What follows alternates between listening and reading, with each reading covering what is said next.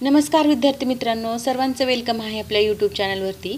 आणि आपण जी question analysis series पाहत आहोत त्याच्यामधला हा आजचा 22वा व्हिडिओ आहे. तर तुम्ही पाठीमागचे सर्व व्हिडिओ पाहिले असतील अशी मी अपेक्षा करते. जर तुम्ही पाहिले असतील तर तुम्हाला नक्कीच अंदाज येऊन जाईल की आपण त्यामध्ये किती डीपली घेतलेला आहे किंवा सर्व क्वेश्चनचं किती छानपैकी एक्सप्लेनेशन केलेलं आहे. तर अशाच प्रकारचे व्हिडिओ पाहण्यासाठी तुम्ही एक लाईक जरूर देत जा, कारण तुम्ही लाईक दिल्यानंतर मलाही थोडीशी प्रेरणा भेटते की मुलांना आवडते बाबा किंवा काहीतरी फायदा होतोय असं वाटतं. आणि प्रेरणा भेटल्यामुळे मी पण अजून व्हिडिओ बनवायला म्हणजे छान वाटतं एकंदरीत. तर बघा, आता पहिला क्वेश्चन आहे, आर्य महिला समाजची स्थापना डॅश डॅश यांनी 1882 मध्ये पुणे शहरात केली. तर आर्य महिला समाजाची स्थापना कोणी केली होती? तर ती केली होती पंडिता रमाबाई यांनी. म्हणजे पहिलं ऑप्शन आपलं करेक्ट आहे. तर बघा, पंडिता रमाबाई यांनी आर्य महिला समाजाची स्थापना केली होती. त्याचप्रमाणे त्यांनी विधवा स्त्रियांसाठी किंवा पतित स्त्रियांसाठी पण एक कार्य केलं होतं. तसंच मुक्ती सदन, बातमी सदन, शारदा सदन यांची देखील स्थापना केली होती. बघा, मुक्ती सदन, बातमी सदन, तसंच शारदा सदन. हे जे सदनची स्थापना केली होती, बातमी सदन कोणासाठी होतं तर अंध अपंगासाठी होतं. तसंच शारदा सदन जे स्थापन केलं होतं ते विधवा स्त्रियांसाठी स्थापन केलं होतं. अशा प्रकारे त्यांनी वेगवेगळे समाजकार्य केलेलं आहे. आता दुसऱ्या ऑप्शनमध्ये दिल्यात अनुताई वाघ. तर अनुताई वाघ यांनी काय कार्य केलं होतं तर ह्या एक शिक्षण तज्ज्ञ होत्या, तसंच एक समाजसेविका देखील होत्या, शिक्षण तज्ज्ञ होत्या ह्या. तर बघा, यांनी कोसबाडच्या टेकडीवरून एक आत्मचरित्र लिहिलं होतं. कोसबाडच्या टेकडीवरून हे त्यांचं आत्मचरित्र आहे. तसंच त्यांनी आदिवासी समाजासाठी पण कार्य केलं होतं. आणि म्हणजे कोसबाड हे आदिवासी एरिया येतो आणि तिथल्या मुलांना त्यांनी एज्युकेशन देण्यासाठी खूप वेगवेगळ्या पद्धतीने कार्य केलं होतं. त्यामुळे त्यांना तसंच त्यांनी पालघर जिल्ह्यात कोसबाड येथे प्रोजेक्ट तयार केला होता, जे की त्याद्वारे ते एज्युकेशन देत होते. तसंच इरावती कर्वे जे आहे तिसरं नंबरचं ऑप्शन, तर इरावती कर्वे ह्या मराठी लेखिका होत्या. तसंच त्यांचे वेगवेगळे ग्रंथ देखील प्रकाशित झाले होते. तर युगांत हा जो ग्रंथ आहे, युगांत हा त्यांचा ग्रंथ आहे. हा महाभारतावरील त्यांनी समीक्षा ग्रंथ म्हणून हा त्यांचा फेमस आहे, युगांत. तसंच गंगाजल असे वेगवेगळे त्यांनी ग्रंथ लिहिले होते. आता सावित्रीबाई फुलेबद्दल तर सांगायलाच नको, कारण ह्या पहिल्या शिक्षिका होत्या. मुलींसाठी यांनी खूप चांगल्या पद्धतीनं कार्य केलेलं आहे.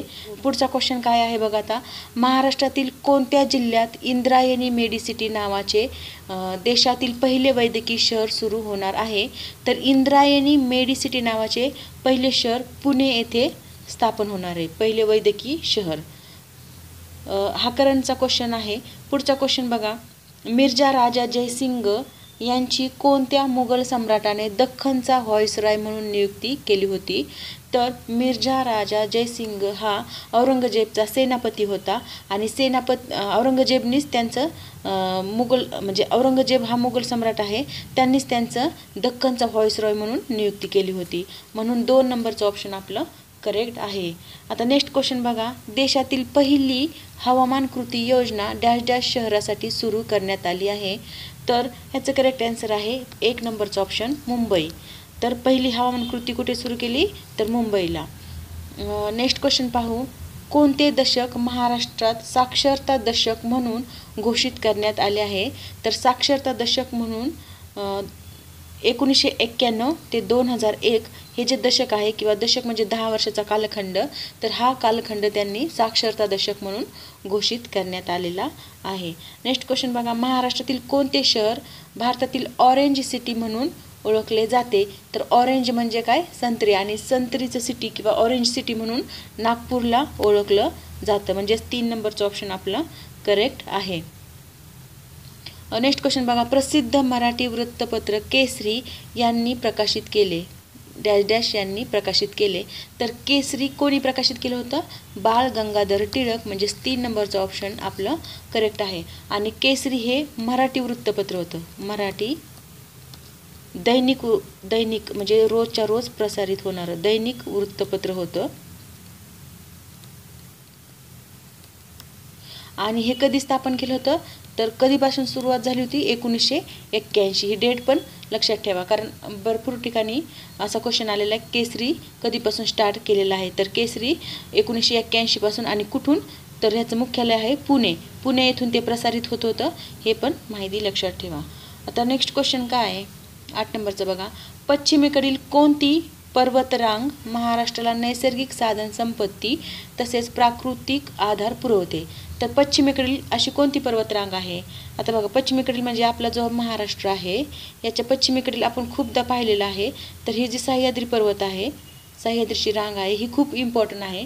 त्यामुळे त्याचा आपल्याला खूप फायदा देखील आहे, कारण नैसर्गिक साधन संपत्तीचा एक मुख्य स्रोत असल्यासारखं ही पर्वतरांग आहे.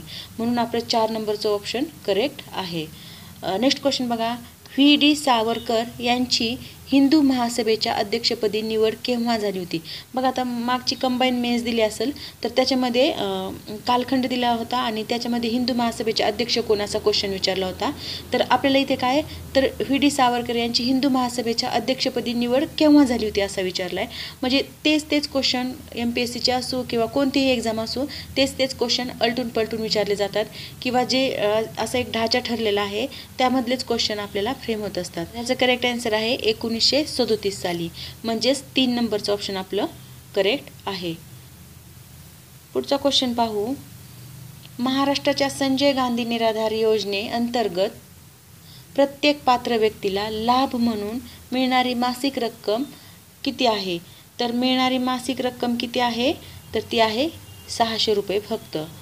नेक्स्ट क्वेश्चन बघा. पोलिओ रोग शरीराच्या कोणत्या भागास इजा करतो? तर पोलिओ हा आजार कोणत्या मज्जासंस्थेस इजा करतो? म्हणजे C ऑप्शन आपलं करेक्ट आहे. तर बघा, पोलिओचं आता बऱ्यापैकी आपल्या देशातून निर्मूलन झालेलं आहे आणि त्याच्यासाठी 2 लस दिल्या जायच्या बघा. तर पहिली आहे साल्क आणि सेबिन. साल्क आणि सेबिन ह्या 2 लसी आहेत. तर साल्क जी होती ती इंजेक्शनद्वारे दिली जायची, इंजेक्शनद्वारे. तर ही जी लस होती इंजेक्शनद्वारे दिली जायची, तर ही अगोदर दिली जायची तेव्हा हाताच्या लेफ्ट साईडला दिली जायची आणि खूप मोठा असा एक चट्टा निर्माण व्हायचा. परंतु आता ती पद्धत बंद होऊन नंतर तोंडावाटे दिली जाऊ लागली सेबिन लस. तर सेबिन लस ही तोंडावाटे दिली जाते, म्हणजे 2 बूंद जिंदगी के तोंडावाटे. तर हे कोणती लस कशी दिली जाते ह्याच्यावर पण क्वेश्चन आलेला आहे. सेबिन लस कशी दिली जाते, इंजेक्शनद्वारे की तोंडावाटे, किंवा साल्क लस कशी दिली? तर हे पण तुम्ही कोणती ट्रिक्स बनवून लक्षात ठेवू शकता. साल्क इंजेक्शनद्वारे दिली जाते आणि सेबिन तोंडावाटे दिली जाते. तर बघा, पुढचा क्वेश्चन काय आहे. महाराष्ट्रातील सर्व जिल्ह्यापैकी कोणत्या जिल्ह्याचे क्षेत्रफळ सर्वात जास्त आहे? तर याच्या म्हणजे क्षेत्रफळानुसार सर्व जिल्हे मोठे आणि छोटे या दोन्हीची माहिती आपण पाठीमागच्या व्हिडिओमध्ये दिलेली आहे, तो तुम्ही पाहून घ्या. तर इथे फक्त क्षेत्रफळाचा सर्वात जास्त मोठा जिल्हा कोणता आहे? तर तो आहे अहमदनगर जिल्हा. नेक्स्ट क्वेश्चन बघा. महाराष्ट्रातील बलात्कार आणि सामूहिक बलात्कारासाठी सुधारित शक्ती फौजदारी कायद्यामध्ये कोणत्या प्रकारची शिक्षा मंजूर करण्यात आली आहे? तर म्हणजे हे कायद्याचं पण तुम्हाला नाव विचारलं जाऊ शकतं. तर शक्ती कायदा आहे, लक्षात ठेवा. आणि तो कशासाठी? बलात्कार आणि सामूहिक बलात्कारासाठी सुधारित कायदा आहे तो. तर त्याचं करेक्ट आन्सर आहे 25 वर्ष तुरुंगवास. म्हणजे 3 नंबरचं ऑप्शन आता करेक्ट आहे. पुढचा क्वेश्चन पाहू. पुराणानुसार दक्षिण भारतात साम्राज्य निर्माण करणारा पहिला दख्खनी राजवंश कोणता होता?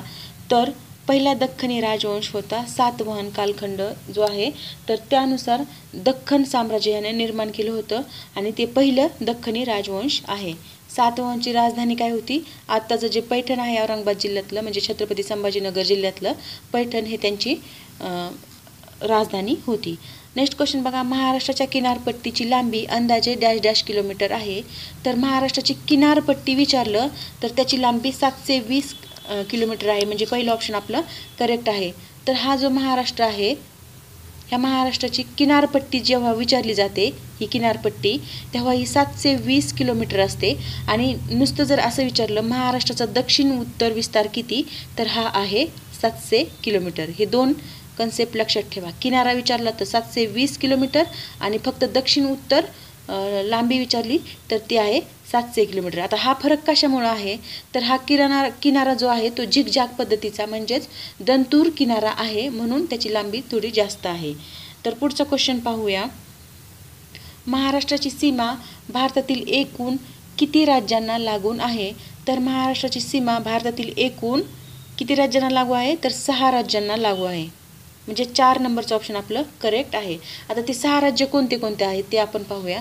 बघा, हा जो महाराष्ट्र आहे, छोटंसं काढते मी, तुमच्या लक्षात येईल.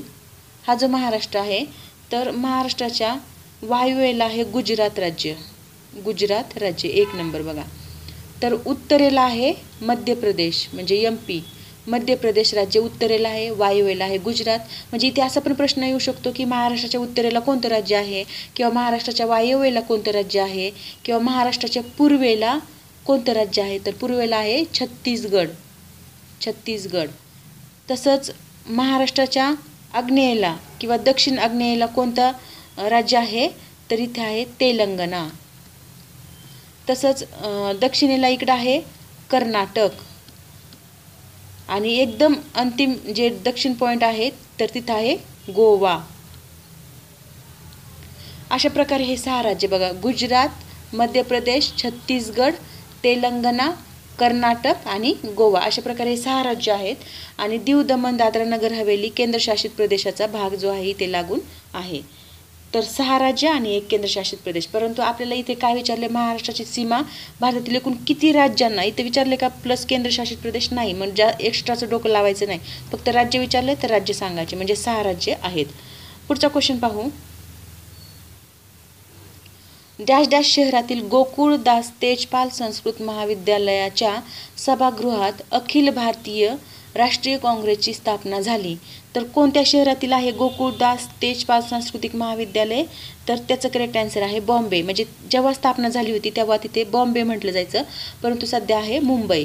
तर ही स्थापना कधी झाली होती काँग्रेसची, तर ती झाली होती 1885 साली. याचे संस्थापक कोण होते, तर ते होते ॲलन ह्यूम. संस्थापक होते ॲलन ह्यूम. तसंच पहिले अध्यक्ष कोण होते, तर ते होते व्योमेशचंद्र बॅनर्जी. कुठे कुठे व्योमेशचंद्र बॅनर्जी आहे, कुठे कुठे व्यामेशचंद्र बॅनर्जी आहे, आणि कुठे कुठे उमेशचंद्र बॅनर्जी आहे. म्हणजे वेगवेगळ्या पुस्तकात त्यांचं नाव देखील वेगवेगळं आहे. तर तुम्ही लक्षात ठेवा, व्यामेशचंद्र बॅनर्जी. व्यामेशचंद्र बॅनर्जी हे व्यामेशचंद्र बॅनर्जी आहे, हे त्याचे अध्यक्ष होते बघा, पहिले अध्यक्ष. बघा, मी ही साईडची जी माहिती तुम्हाला सांगत आहे ती खूप इम्पॉर्टंट आहे मुलांनो, कारण याच्यावरच क्वेश्चन फ्रेम होतात. हे मी वारंवार हेच सांगत आहे, आणि तुम्ही पण ते वारंवार ऐकून घेऊन फक्त दुर्लक्ष करू नका. तर ते जेन्युइनली असं तुम्ही नोटबुकवर लिहून ठेवा, कारण क्वेश्चनचा एक पॅटर्न ठरलेला आहे आणि त्याच्यावरच वारंवार क्वेश्चन येतात, हे लक्षात घ्या. त्याच्यामुळेच आपण अनालिसिस सिरीज चालू केली आहे. तर बघा, आता पुढचा क्वेश्चन काय, डॅश डॅश ही यादव राजघराण्याची राजधानी होती. तर यादव घराण्याची राजधानी कोणती होती, तर ती होती देवगिरी. देवगिरी किल्ला जो औरंगाबाद जिल्ह्यात आहे, म्हणजे छत्रपती संभाजीनगर जिल्ह्यात आहे देवगिरी किल्ला किंवा देवगिरी, ही ते यादव राजघराण्याची राजधानी होती. नेक्स्ट क्वेश्चन बघा, एकनाथ शिंदे मुख्यमंत्री असलेल्या नवीन प्रशासनाची निर्मिती झाल्यानंतर महाराष्ट्र विधानसभेचे नवे अध्यक्ष म्हणून कोणाची निवड करण्यात आली. तर जेव्हा एकनाथ शिंदे मुख्यमंत्री झाले तेव्हा नवीन अध्यक्ष कोण झाले विधानसभेचे, तर ते आहेत राहुल नार्वेकर. आणि उपाध्यक्ष कोण आहेत मग, तर उपाध्यक्ष आहेत उपाध्यक्ष नरहरी सीताराम झिरवाळ, हे उपाध्यक्ष आहेत, आणि राहुल नार्वेकर हे अध्यक्ष आहेत. दोन्ही व्यक्ती लक्षात ठेवा. पुढचा क्वेश्चन बघा, महाराष्ट्राच्या पुणे प्रशासकीय विभागात किती जिल्हे आहेत. तर महाराष्ट्राच्या पुणे जो प्रशासकीय विभाग आहे त्याच्यामध्ये एकूण 5 जिल्हे आहेत. तर ते 5 जिल्हे कोणते बघा, तर पहिला आहे पुणे, 1 नंबर पुणे. दुसरा आहे सोलापूर, जिल्हे पण लक्षात ठेवा, सोलापूर. तिसरा आहे सांगली. चौथा आहे सातारा, आणि 5वा आहे कोल्हापूर. हे असे 5 जिल्हे आहेत जे की पुणे प्रशासकीय विभागात आहेत. तर आता महाराष्ट्रामध्ये एकूण प्रशासकीय विभाग किती आहेत, तर महाराष्ट्रात एकूण प्रशासकीय विभाग आहेत 6. तर 6 प्रशासकीय विभाग मधला एक आहे पुणे, दुसरा आहे कोकण, तिसरा आहे नाशिक. 4 आहे छत्रपती संभाजीनगर म्हणजेच औरंगाबाद.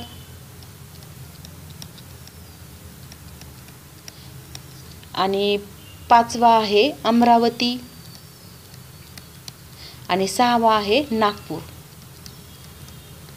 तर हे जे पुणे प्रशासकीय विभागातले आपल्याला जिल्हे विचारलेत 5 आहेत, तर ते 5 जिल्ह्यांची मी इथे नावं सांगितलेली आहेत. तसंच महाराष्ट्रामध्ये एकूण प्रशासकीय विभाग आहेत 6, तर ते 6 विभागांची इथे मी यादी दिलेली आहे. तर आता बघा, कोकण हा प्रशासकीय विभाग आहे, तर त्याच्यामध्ये किती जिल्हे आहेत असं जर प्रश्न विचारला तर तिथे आहेत 7 जिल्हे. आणि नाशिकमध्ये विचारलं तर नाशिकमध्ये आहेत 5 जिल्हे. तसंच छत्रपती संभाजीनगरमध्ये जर विचारलं तर तिथे आहेत 8 जिल्हे. अमरावतीमध्ये जर विचारलं तर अमरावतीमध्ये आहेत 5 जिल्हे.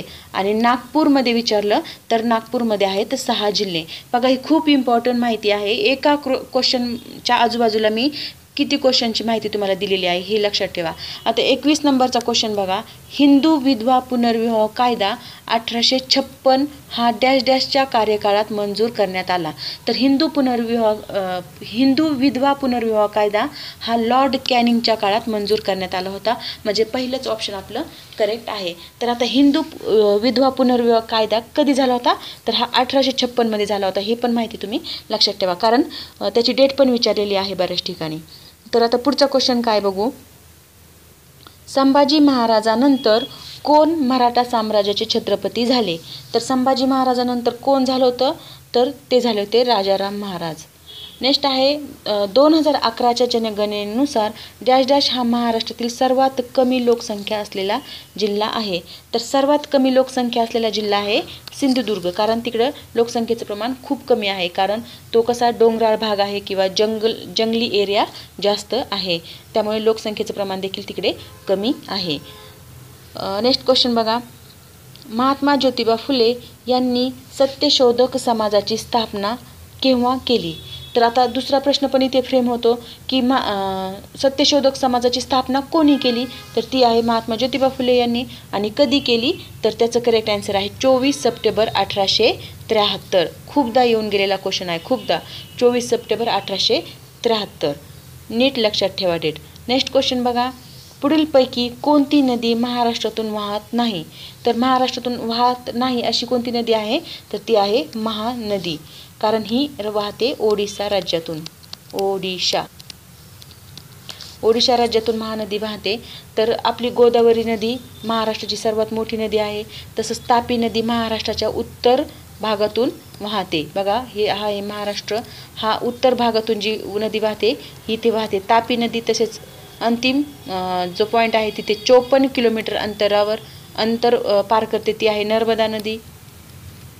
तसंच कृष्णा नदी कोल्हापूर सांगली इकडून वाहते. तसंच तापी नदी इकडे नाशिक जिल्ह्यात उगम पावते, नंतर औरंगाबाद जिल्हा, खाली नांदेड असेच वाहत जाते. आणि ही कृष्णा झाली, तापी झाली आणि गोदावरी, ह्या तिन्ही नद्या महाराष्ट्रातल्या आहेत, परंतु महानदी ही ओडिशा राज्यातली आहे. तर अशा प्रकारे आपण इथे 25 क्वेश्चन आणि इन डिटेलमध्ये त्याचं एक्सप्लेनेशन पाहिलेलं आहे. हा व्हिडिओ कसा वाटला ते नक्की कमेंट बॉक्समध्ये कळवा. तसंच मुलांना, तुम्हाला जर व्हिडिओ खरंच आवडत असेल तर एक लाईक द्यायला हरकत नाही. तुम्ही लाईक देत चला, त्यामुळे मलाही प्रेरणा भेटते तुम्हाला व्हिडिओ देण्याची. आणि तसंच तुमच्या फ्रेंडला पण आपला व्हिडिओ शेअर करा, जेणेकरून त्यांनाही फायदा होईल. म्हणजे अभ्यास करताना फक्त एकांतात नसतो करायचा किंवा मलाच आलं पाहिजे असं भावना न ठेवता आपल्या फ्रेंडला पण आलं पाहिजे किंवा त्यांनाही माहिती भेटली पाहिजे असंही भावना ठेवा, जेणेकरून एक चांगला आशीर्वाद तुम्हालाही लागेल आणि सगळ्यांचंच कल्याण होईल. तर अशा प्रकारे भावना ठेवली तर नक्कीच आपला फायदा होतो. तर नक्कीच आपलं शेअर करा, लाईक करा आणि सबस्क्राईब पण करा. Thank you very much.